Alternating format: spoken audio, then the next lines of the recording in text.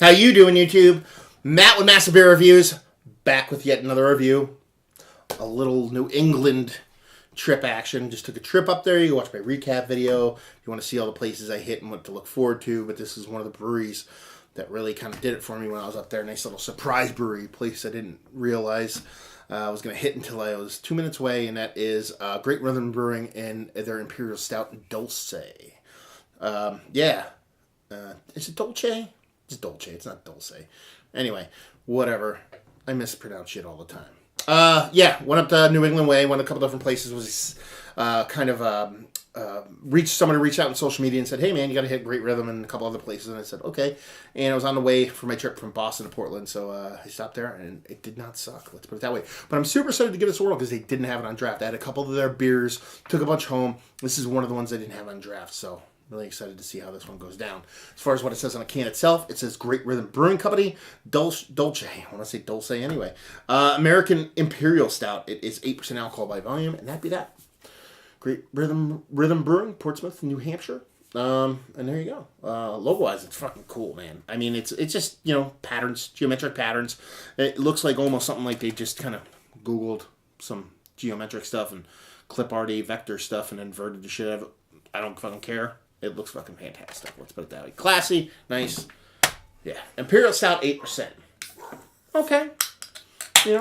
Verging on just a base stout, but we'll let you go with the Imperial Stoutiness. Oh man. Pour is pretty damn nice, pretty damn dark. At 8%, you're kind of flirting that range where you might not get a lot of color out of it. Date-wise, no idea. Picked it up at a brewery. Could be a little bit older, could be a little bit newer. No idea. Half a pinky finger. Like what I want my coffee to look like, color head, really tight, compact bubbles, and like I said, it's pretty damn dark, especially at 8%. Not gleaning much light through it whatsoever on the very, very edges, and that'd be that. So yeah, if you look at that sucker, that is dark. The darkness. So yeah, let's see if we can get a nose on this sucker. Ooh. Nice. Nice coffee notes in there. It doesn't say anything about being brewed with coffee, but I feel like I'm definitely getting some coffee out of here. Nice coffee notes, but a nice kind of roasted maltiness too. Maybe a subtle little milk chocolatiness. There is a little bit teeny metal kind of astringency there. Very, very, very light though. I'm just kind of nitpicking on that one. But yeah, it's got a sweet coffee milk chocolatiness going on there. It doesn't smell super dense. Smells more kind of portery than stouty. Can you smell that shit? I believe I can. If I can make it shit up, who the fuck knows? But yeah, it smells really nice. Kind of desserty, but it doesn't smell too hefty, so it seems like something that's going to be chuggable. Let's put it that way. She looks the part, she smells the part. Let's see what she tastes like. Cheers.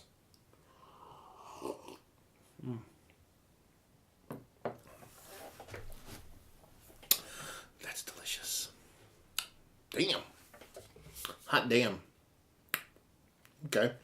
For one, I'm surprised there's no added components to this. Let's put it that way. If you told me that this had chocolate and coffee in it, I would not be surprised in any form or fashion.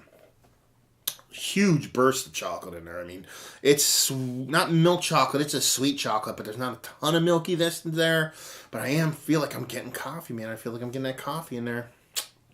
I kind of think they're not telling you the truth with this whole thing. But if they're not, then more kudos to them for fucking being able to pull those flavors out with just 4 core ingredients. Yeah, chocolate abounds. Weird, nice hefty sweetness to it. Coffee, definitely there for me. Of the roasted variety, but it could be just an aggressively roasted malt, but there's not much bittering there. There's enough bittering to kind of counterbalance the sweetness that you're getting from it, but not enough to kind of throw you off and be like, oh, it's way too bitter.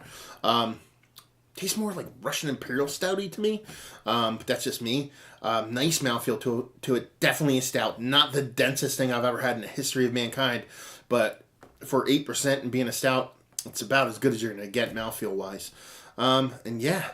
Super drinkable, no booze whatsoever. You wouldn't expect much at 8%, but there isn't much there. Delicious. Delicious beer. Absolutely fantastic. Again, like I said, the stuff they had on draft there, absolutely delicious. and kind of got this going. Okay, the other stuff's good. It must be good. But being it was a dark beer and all the other beers were lighter beers, I was kind of a little suspect. But yeah, fuck yeah! Now I'm even more impressed. So that's pretty much it. I mean, chocolate and coffee for me abounds. Not overly sweet, but that bittering kind of bounces off that sweetness, makes it perfect. I like that's kind of a theme I've had with the 2 reviews I've done so far with them. A nice balance between sweet and bitter. Mouthfeel's on point and absolutely delicious. So yeah, let's talk about it. Is it one of the better base stouts I've had in a while? Yeah. It just absolutely is fucking delicious. Kind of pissed off I only bought 1 4-pack, let's put it this way. And I said I'm almost pissed off I didn't buy more of the other beer that I just reviewed. Yeah. Delicious beer from a brewery that apparently knows what the fuck they're doing. I'm going to have to do some research on these guys. Went to the brewery, knew I was going to review stuff, so I went on a blackout media-wise, so I can't wait to review all their stuff and see what they're all about. So let's talk about it. Is it one of the best stout, bait stout? Yes, it is. We already did that part. I'm so excited. Did not in the other one. I forgot this part too. Value and availability, like $15 for a 4-pack. Again, market value. Want to be a little bit cheaper, but for a small place making really good beers, you can't really complain. And just say, I feel like, well, will you like this? Availability, brewery only. And if you like this, if you like stouts, if you like well-made beers, if you like chocolate and coffee from beers, even though you're not getting that in here, it seems like it's a core 4 based off the label. You definitely worth giving a whirl because it is that good, especially if you live in that area or if you're making that trip from Boston to Portland. It's right off the expressway, the highway, whatever that road is that you would take up there and just pop right off there. Like I would say it's less than 5 minutes off the exit, and it's absolutely worth a visit. So there you go. A little Imperial Stoutness from Great Rythmn Brewing and their Dolce. Didn't say Dolce. And yeah, there you go. Another review in the books. Hopefully you guys enjoyed the review. If you didn't, anywhere in between, please leave a comment in the comment section below and like, subscribe, and all that fun stuff. Facebook, Twitter, Instagram, Untapped, Massive Beers in all 4 of those places if you want to check us out anywhere else. Yeah, there you go. Another review down. So hopefully you guys enjoyed the review. Hopefully enjoying a nice Imperial Stout right now. Hopefully see you next time. Cheers.